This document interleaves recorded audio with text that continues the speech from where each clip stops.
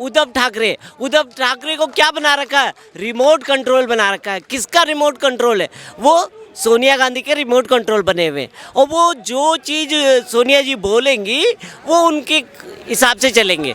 मैं तो आपके चैनल के माध्यम से कहता हूँ, राष्ट्रपति महोदय जी से मैं निवेदन करता हूँ कि वहाँ पे राष्ट्रपति शासन लगा दिया जाए और इस सरकार को बर्खास्त कर दिया जाए। बाल ठाकरे जी जो थे, बाल ठाकरे जी ने तो कभी ये सब भेदभाव कभी भी नहीं किया और ना ही ये किया। बाल ठाकरे ने हमेशा हिंदू और हिंदुत्व पे ही काम किया और जो है हिंदू शेर थे वो हिंदू शेर थे, लेकिन उनके बच्चे जो है वो शायद गीदड़ बन गए हैं। पहले बाला साहब ठाकरे के टाइम पे वो खाली राजनीति में नहीं आते थे, पर महाराष्ट्र में उनका दबदबा था। और दबदबा किस लिए था?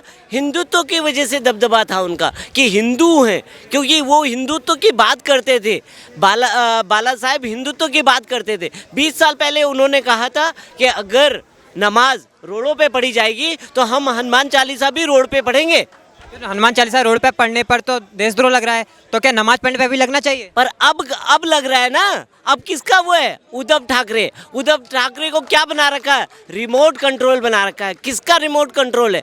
वो सोनिया गांधी के रिमोट कंट्रोल बने हुए हैं। और वो जो चीज़ सोनिया जी बोलेंगी वो उनके हिसाब से चलेंगे। तो कहने का मतलब क्या है? वो अपने हिंदुत्व को खो चुके हैं, ठीक है। और जो सांसद हैं नवनीत राणा को एक लेडीज़ होने के नाते उन्होंने कितना तंग कर रखा है। उनकी पुलिस, महाराष्ट्र की पुलिस ने कितना तंग कर रखा है। उनको पानी पीने तक नहीं दिया जा रहा। उनको टॉयलेट करने के लिए भी उन्हें पूछना पड़ रहा है कि मुझे टॉयलेट जाना है। तो उसके लिए भी उन्होंने लोकसभा के अध्यक्ष को पत्र लिखा कि एक सांसद के ऊपर आप इतना अत्याचार कर रहे हैं। क्या उन्होंने क्या करा भाई? उन्होंने मातोश्री पे हनुमान चालीसा पढ़ी है? और क्या मातोश्री उनका कार्यालय अंदर होगा, बाहर रोड पे तो नहीं है ना मातोश्री का कार्यालय। रोड पे अगर मैं आपके घर के आगे रोड पे पढ़ता हूँ कोई चीज़ तो उस पर कोई ऑब्जेक्शन नहीं होना चाहिए। और एक बात बताइए, नमाज रोडों पे पढ़ी जाती है, क्या उसका कोई विरोध होता है? उसका विरोध करे ना। उद्धव ठाकरे उन पे लगाए ना राजद्रोह का मामला, क्यों नहीं लगाते? उनको पता है कि वोट बैंक की राजनीति, तो क्या है, वो वोट बैंक की राजनीति करने की वजह से ऐसा कर रहे हैं। और वो अपने जो उनकी पहचान थी वो अपनी पहचान को भूल चुके हैं। तो मैं तो कहता हूँ कि जिस तरह से अब किरीट सोमैया पे देखिए, उन्होंने पत्थरबाजी कर दी शिवसेना ने। एक शिवसेना का मंत्री क्या कहता है कि जी देखो जी ऐसे कर देंगे। उनका प्रवक्ता क्या कहता है? जी 20 फुट खड्डे में डाल देंगे। है? अरे योगी जी से सीखो कि राज्य कैसे चलाया जाता है।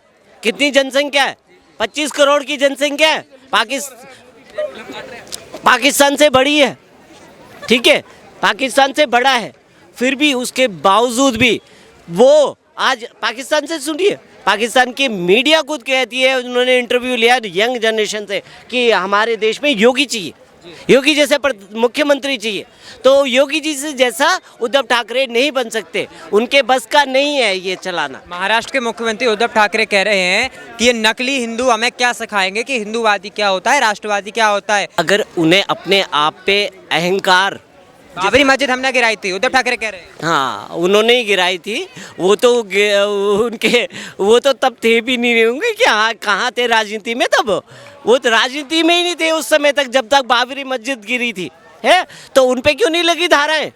उन पे भी जैसे अडवाणी जी पे लगी, उमा भारती पे लगी, तो उन पे क्यों नहीं लगी धारा? अगर उन्होंने गिराई थी तो उनके कितने लोग हैं इसमें? कितने लोगों पे धाराएं चल रही हैं? कितने लोगों पे वो जेल की वो रहे हैं? बताए ना जरा कि कितना। और अब उनका हिंदुत्व का नाम का एक ढकोसला रह गया है। वो ढकोसले के हैं, ढकोसला है खाली, और कुछ नहीं है। और उनसे अब शासन वो खाली क्या है, कठपुतली हैं। और उनको मोहरा बनाया जा रहा है, उद्धव को भी, कि उनके हाथ से ये सारी चीज़ें निकलती चली जाएं और वो खाली हो जाए और तब उनके हाथ में लॉलीपॉप पकड़ाया जाए। यानी आप कह रहे हैं कि उद्धव ठाकरे जो है वो सिर्फ एक कठपुतली है, लेकिन उनको चलाने को माताश्री को चलाने वाली सोनिया गांधी। जी बिल्कुल। आखिरी सवाल मैं आपसे पूछूंगा कि हमारे देश के माध्यम से, चैनल के माध्यम से आप महाराष्ट्र के मुख्यमंत्री उद्धव ठाकरे को क्या कहना चाहेंगे? मैं आपके चैनल के माध्यम से उद्धव ठाकरे जी को कहूँगा कि देश के संविधान के अनुसार चले, जो संविधान है उसका पालन करें, और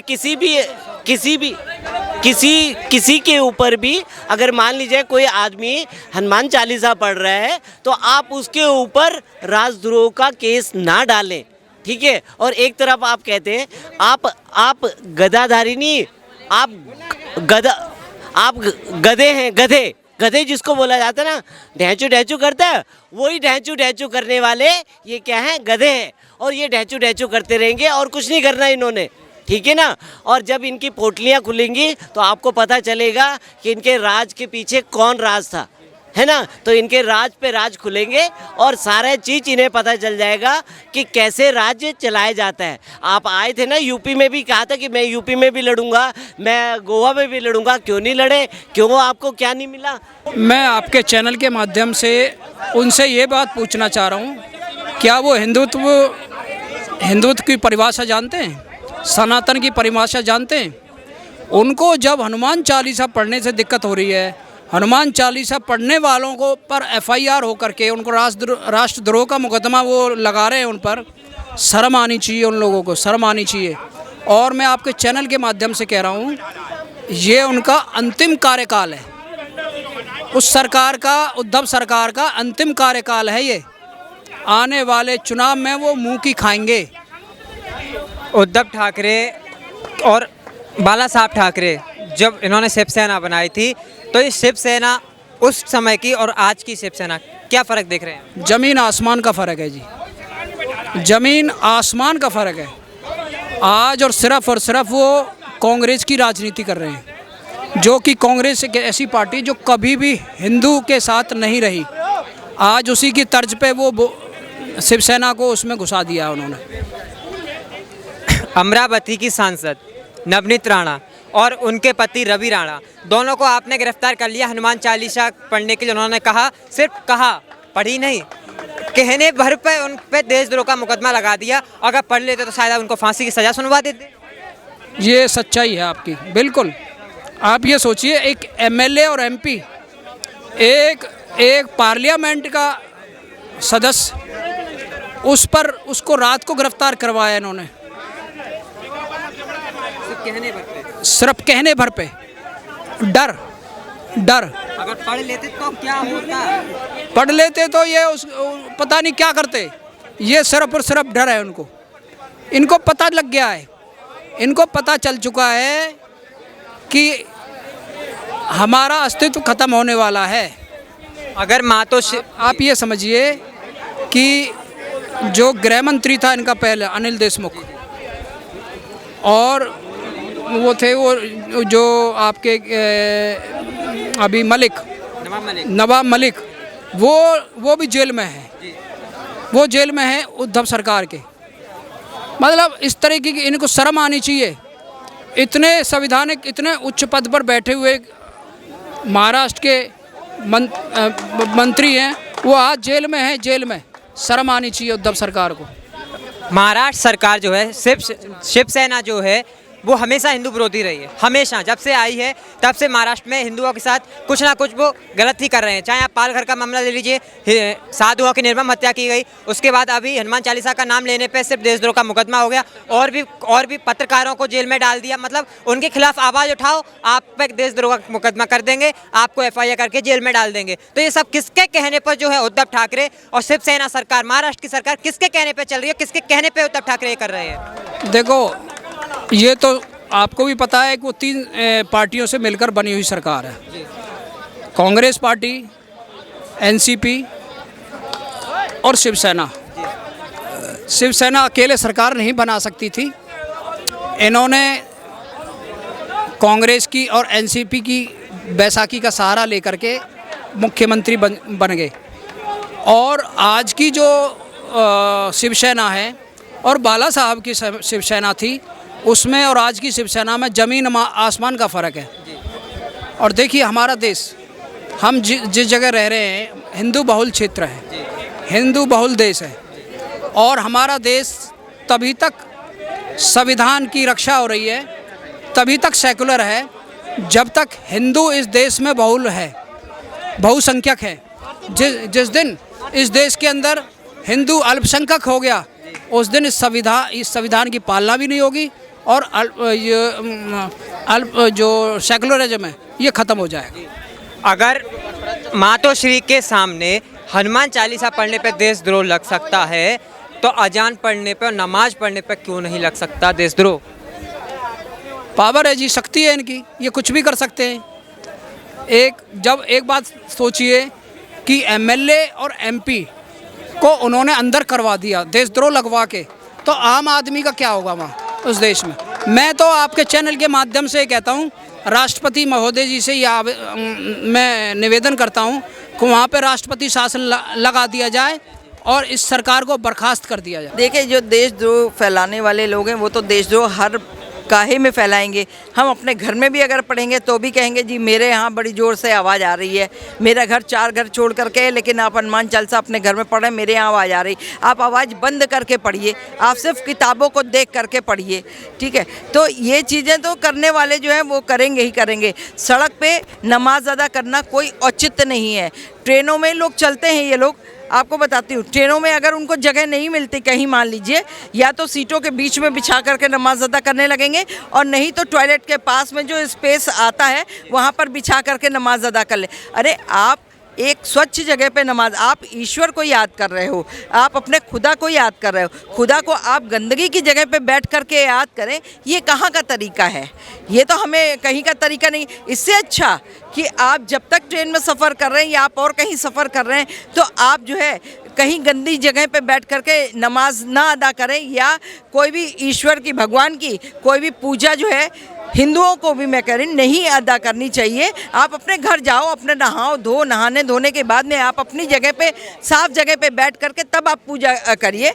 ये नहीं मना है, आप एक पूजा का समय भी होता है।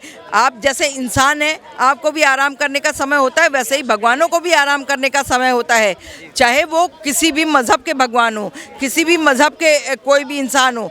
लेकिन आप लोग तो ये समझते हो, अरे भगवान ठीक है, भगवान 24 घंटे आपको ये देखता है कि आप क्या कर रहे हैं क्या नहीं कर रहे हैं, आपको वॉच ऑन करता है। जैसे आप अपने बच्चों को वॉच ऑन करते हैं कि बच्चा क्या कर रहा है, कहीं बच्चा आवारगी तो नहीं कर रहा, गुंडागर्दी तो नहीं कर रहा, बच्चा स्कूल जा रहा कि नहीं जा रहा, बच्चा खेलने के लिए समय पे निकला है या नहीं, या खेलने के समय से पहले निकला और खेलने का जब समय ख़त्म हो गया तब वापस आ रहा है। ये सब चीज़ें जो है ये फालतू की बकवास है। अभी जहांगीरपुरी में भी देख लीजिए यही ड्रामे हुए, और अभी भी वो लोग यही ड्रामा प्ले कर रहे हैं बराबर कि साहब मस्जिद का जो है, कोई कह रहा गेट तोड़ दिया गया, कोई कह रहा जी गेट तोड़ने से पहले तो हम मस्जिद के गेट पे आकर के बैठ गए थे।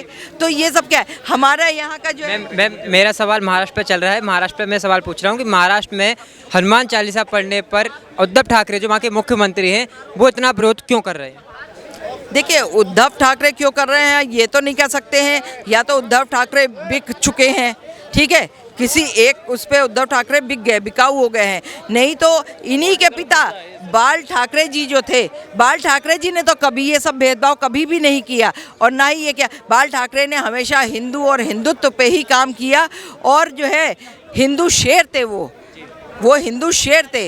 लेकिन उनके बच्चे जो है वो शायद गीदड़ बन गए हैं, या फिर उनके ऊपर इतना पॉलिटिकल प्रेशर पड़ा है, वहाँ पे कांग्रेस की सरकार है, इतना पॉलिटिकल प्रेशर पड़ गया है कि उनको फिर वही भाषाएं गानी पड़ रही हैं, वही रोना पड़ रहा है जो उनको बताया जा रहा है कि जो है तुम ये रोना रो। तो ये चीज़ गलत है, वहाँ पर भी नहीं होना चाहिए। ये पढ़ने का मतलब, अगर आप एक तबके को बढ़ावा दे रहे हैं कि वहाँ नमाज अदा करो तुम सड़कों में बैठ करके, और दूसरे लोग जो हैं आप रामचरितमानस नहीं पढ़ सकते, आप सुंदरकांड नहीं कर सकते, आप जो है हनुमान चालीसा नहीं पढ़ सकते, हनुमान चालीसा मुश्किल से 10 मिनट 15 मिनट की है, आप नहीं पढ़ सकते हैं, तो आप जो है वो क्या फैला रहे हैं, उसमें आप क्या चीज़ शो करना चाह रहे हैं कि आप किसी एक तबके को पूरा बढ़ावा दे रहे हैं। Thank you.